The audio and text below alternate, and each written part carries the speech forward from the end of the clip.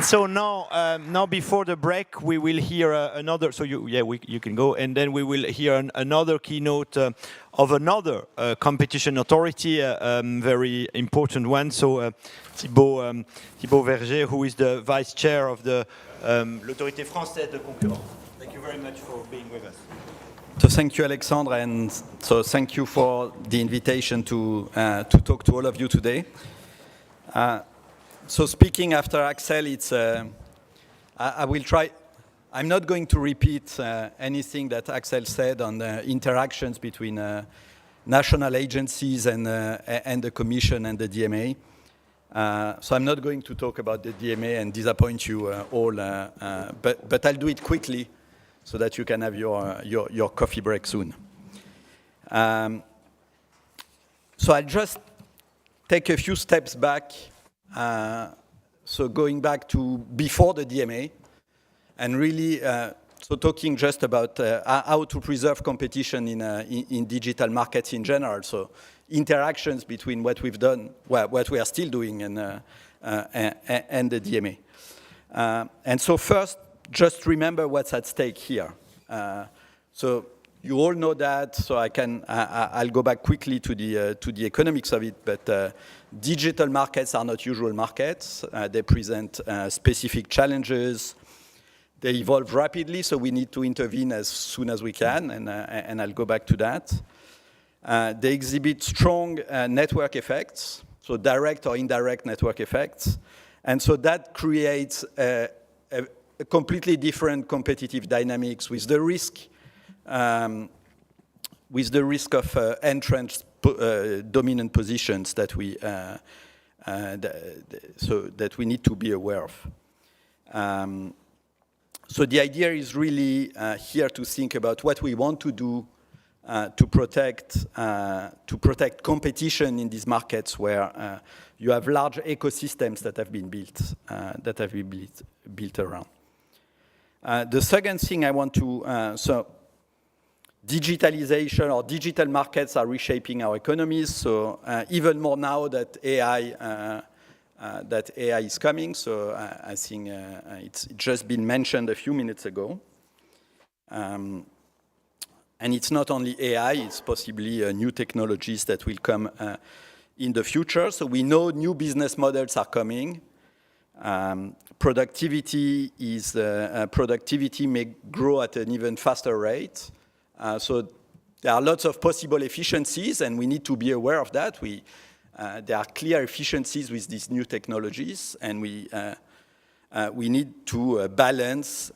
We need to balance the protecting those possible efficiencies, but at the same time making sure that markets remain contestable. So, in addition, digital transformation has brought new concerns, and so we know about that. And I'll come back to some of these very recent issues. So one is increasing reliance on data.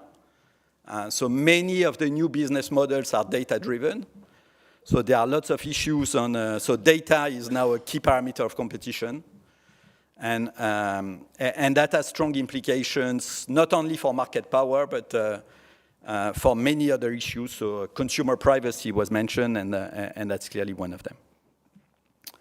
But digital markets are no longer just an economic concern. And that's also a role for us there. So we need to remember that the dominance of few global platforms is also an issue for sovereignty in our economies. So so our businesses rely a lot on these, on a few large digital gatekeepers for essential services. So they can't operate without these services, and so protecting a competitive and diversified ecosystem of digital tools is crucial for European businesses at this time. And finally, and that's something we are now much more aware of, there is a strong link between digital markets and democracies. So digital markets play an important role in shaping the public discourse, so controlling access to information, and potentially influencing many outcomes, so elections being one of them. So with a handful of large platforms controlling the flow of information through privileged access to data, but also through algorithms or content moderation, there's a risk of manipulation of public opinion, and all these challenges, so sovereignty, democracy, but also market power should convince us that preserving competition is key, not only for our economies, but also for our societies. So how to deal with the issue? So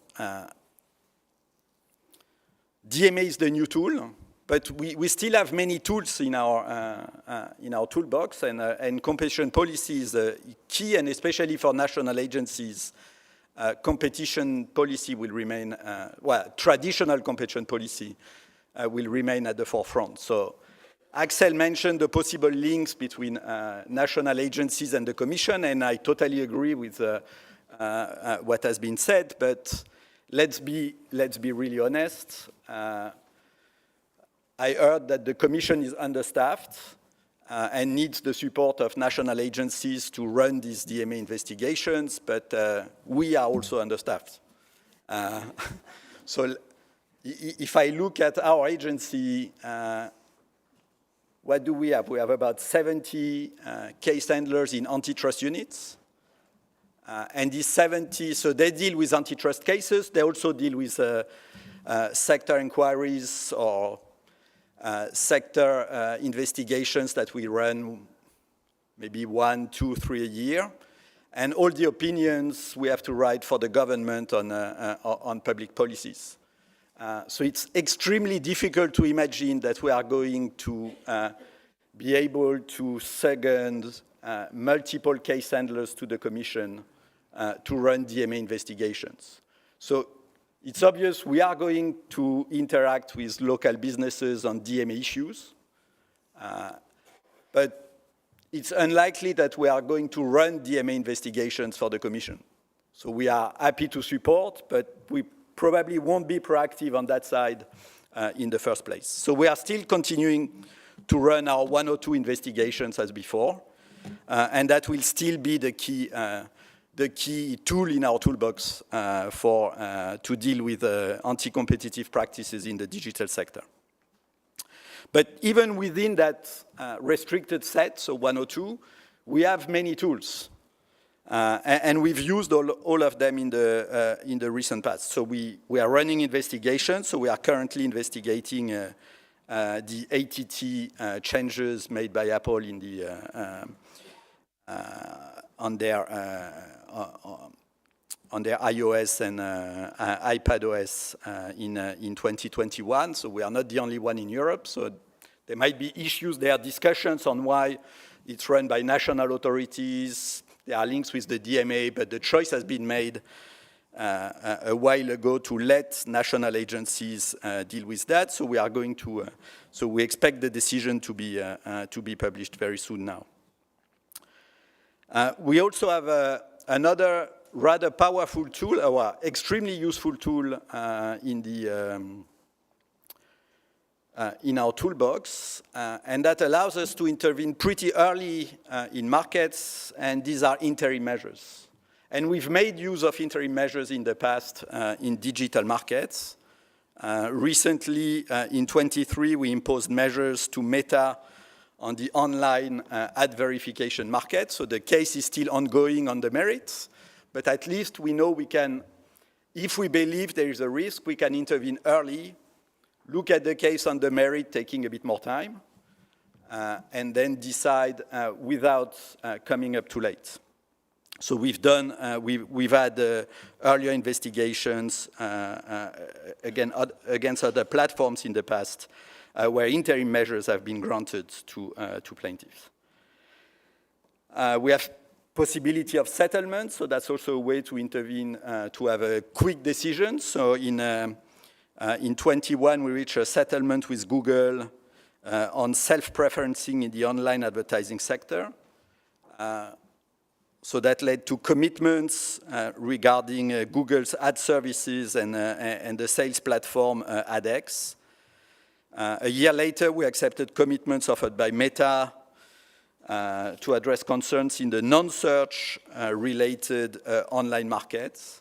So again, early commitments can be a way to solve issues using 102. And we have ongoing investigations in the tech sector, at least one case where interim measures have been requested, and so for sure a decision will have to come relatively quickly, at least on whether interim measures should be granted or not.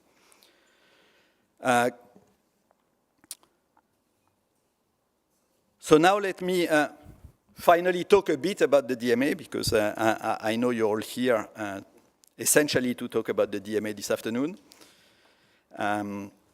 And say a few words between the interaction between competition enforcement, so ex post competition enforcement and ex ante regulation.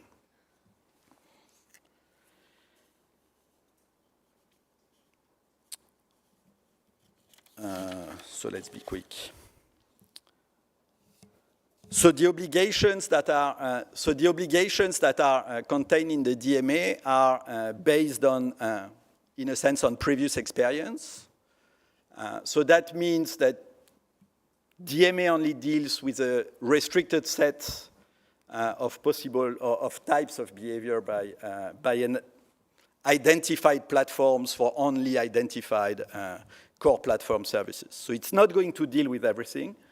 And for sure, there will be a room for the Commission and national agencies to deal with the large firms that are not gatekeepers. So that's what Axel said on local large platforms where NCAs will have to intervene because the DMA doesn't cover them. But we are also going to deal with the gatekeepers for behavior or practices that are not covered by the DMA. So we are clearly going to continue to closely monitor digital markets. But the way we are going to do it also depends on the view that the Commission takes on how the DMA should evolve over time. And there we can see, or at least I can see two possibilities. So one is the Commission decides to concentrate on implementing the DMA as it is now. So without updating the set of either core platform services or types of practices that are covered by the DMA. And that might be needed to guarantee the credibility of the DMA. If you are changing it every 5 minutes, then maybe at some point people won't believe that that's the right solution to the problem. In that case, as I said, we are going to we are still going to look at all the platforms for the new for possible new types of practices that could be ways to go around the DMA.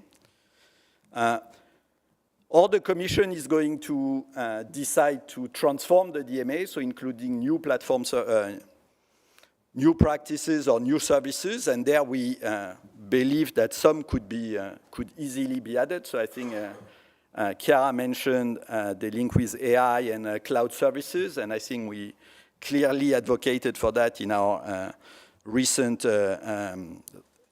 investigation of cloud services last year. So there are strong positions that exist, and maybe the new core platforms could be added, in which case, if the DMA evolves, it's probably 102 enforcement will be more restricted to local issues, as Axel mentioned before. So in any case, close coordination between the Commission and the NCAs will be needed. First, to avoid duplicating efforts, to ensure that we use the most effective tools, so whether it's the DMA or Article 102, whether the Commission is better placed in 102 cases than one or multiple national agencies, and that the ECN has been doing well in the past years, and I'm sure the Autorité will continue to work with the Commission and other NCAs within the NCN to achieve that objective. But given the DMA is a bit larger than that, it's not only the NCAs that will be involved, but clearly the national regulators that are in charge of the DMA should also have a forum where they can clearly exchange and decide who should be in charge with the Commission. And maybe the way you suggest it in the report is one way to do it. There might be other possibilities.